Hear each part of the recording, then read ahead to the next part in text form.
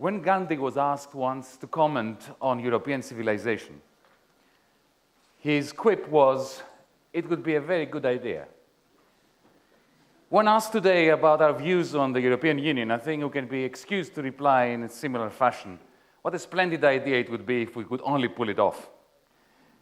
United only in name, the European Union is, I'm afraid, in a process of disintegration as we speak.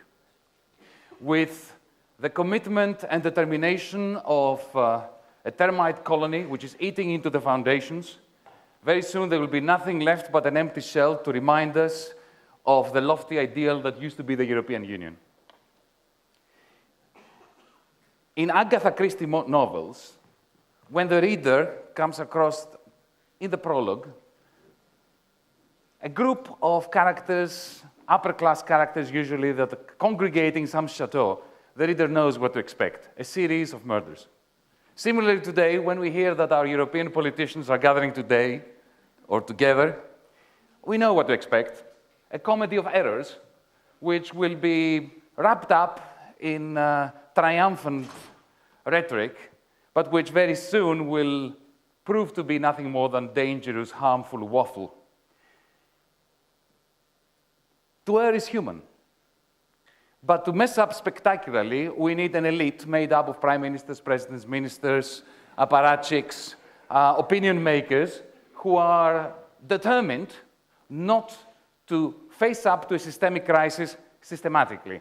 Alas, at least now we have enough evidence that renders all such denial inexcusable. Humanity has not surprised itself very often, but it has done so twice in the past. Once in 1929, and yet again, more recently in 2008.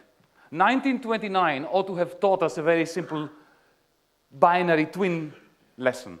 First, that the first victim of such a crisis is the common currency. It was a gold standard in 1929, it is the euro today.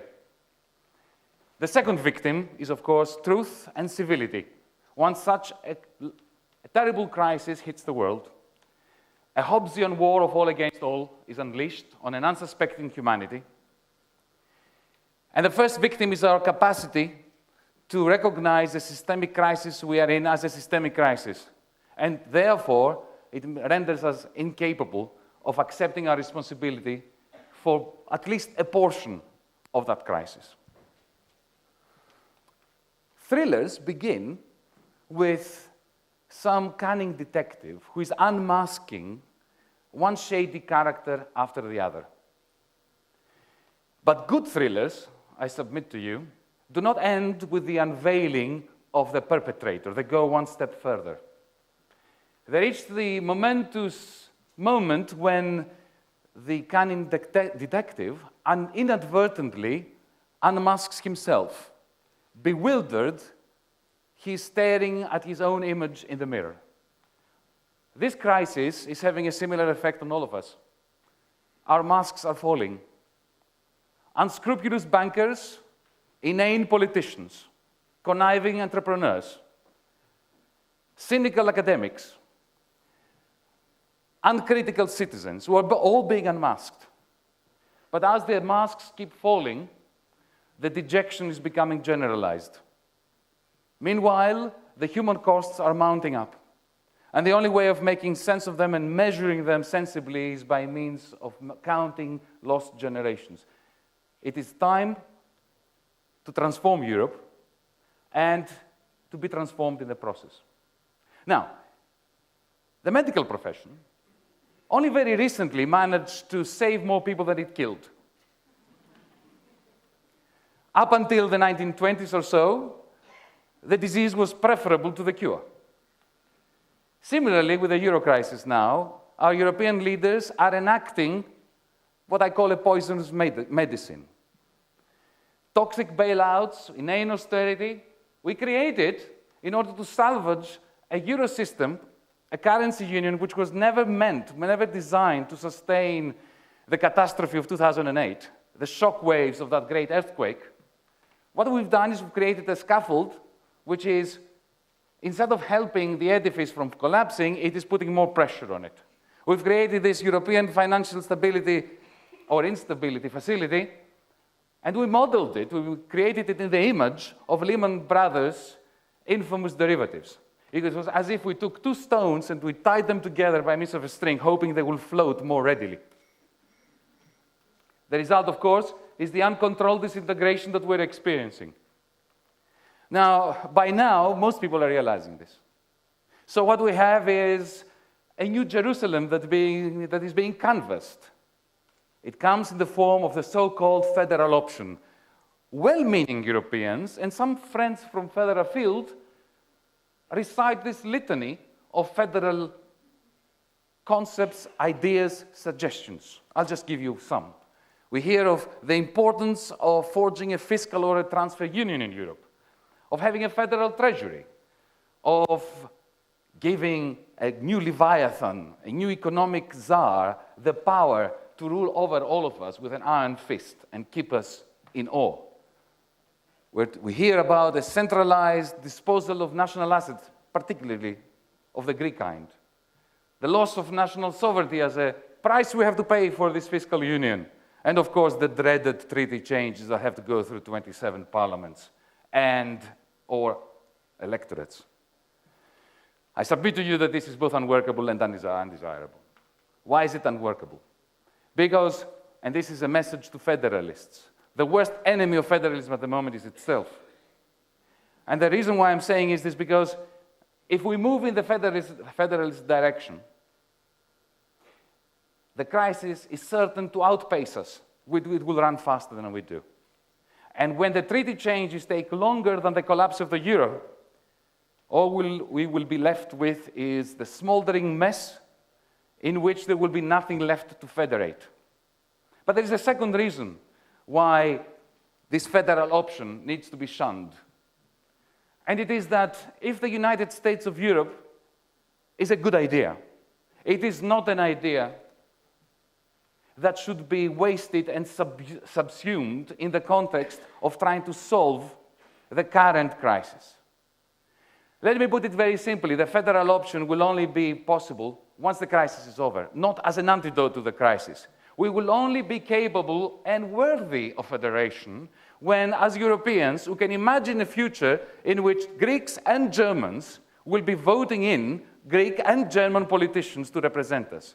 We will only be able to effect a decent federal Europe when we can imagine a situation where our national armies are dissolved and are merged into a common European defense force. We are only going to be able to put together a decent federation if we can imagine a situation where our views are assessed within Europe on the basis of their merits and demerits alone, what the ancient Athenians used to refer to as isigoria, as opposed to judging what somebody says on the basis of who they are, what accent they speak in, which country they come from. And finally, at a symbolic but a very important level, let me say this. We're only going to be capable of a proper federation when we can decide as Europeans what to print on our euro notes instead of these abstract bridges and gates that symbolize one thing, our incapacity to agree on common symbols. So if I'm right that the New Jerusalem is not really New Jerusalem and that it is putting forward an unworkable and undesirable idea, which will also lead to uncontrolled disintegration, then what is the alternative? Well, let me suggest to you that before we agree on an alternative, perhaps we should agree on some shared principles that should govern our future. These principles may well seem seemingly contradictory, but they can be rendered harmonious, and if they can't, then we have no future. Let me give you examples. One principle is that I think we should end the perfectly partitioned Europe that we created Maastricht in order to create the euro. While at the same time, however, strengthening national sovereignty and empowering national responsibility within that model. Another set. And the pseudo-solidarity which is being imposed upon the Dutch and the Germans in order to give bailouts, pretend bailouts to the Greeks and to the Irish. Stop inane austerity, which is only making the debt crisis worse. ignore all the calls for debt buyouts, buybacks, which will not work, but at the same time integrate investment and the management of our problems, like existing debt and banking losses. This is what I refer to as decentralized Europeanization, so allow me an acronym. Decent Europe. Europeanize what? 3 realms. We need a management of existing debt at the European level. We need management of the banking sector, which is collapsing all over us. And we need a Europeanized investment policy in aggregate. How do we do this without treaty changes and federation? We already have existing institutions in Europe, and each one of them can be assigned one of these tasks. I'm not going to go into this. This is not the place or the time. You can see more of this proposal elsewhere. All I want to do now is to give you a flavor of what the whole purpose of this is. Decentralized Europeanization creates the circumstances for national sovereignty and national responsibility to be strengthened, because if we integrate these 3 spheres in Europe of existing debt, of banks and investment flows, then at the national level, each member state can run a balanced budget, can learn to live within its means, and also to be empowered within these limits to exercise a full national sovereignty. So I present this Decent Europe proposal to you as, if you want, a forger of a future federation's prerequisites, which I've already mentioned, and I won't mention again. Let me finish by reminding you of a myth, according to which Sibyl of Cumae offered Tarquinius Superbus, the king of Rome at the time, the 9 books of wisdom at a price that Tarquinius considered to be exorbitant, and therefore he said no to the offer. Sibyl, as you all know, started burning one of these volumes after the other, until Tarquinius relented, agreeing to pay the original high price for the remaining 3 volumes. Let me suggest that the European crisis is following Sibyl's strategy. The problem is that our European leaders keep saying no, and therefore threatening to allow our common heritage to burn in its entirety. Decentralized Europeanization offers Europe a chance to save its last 3 books of wisdom, or the equivalent. It offers us a chance to usher in a new era in which Europeans, Northern and Southern, Western and Eastern, can stare into each other's eyes and see and recognize a partner.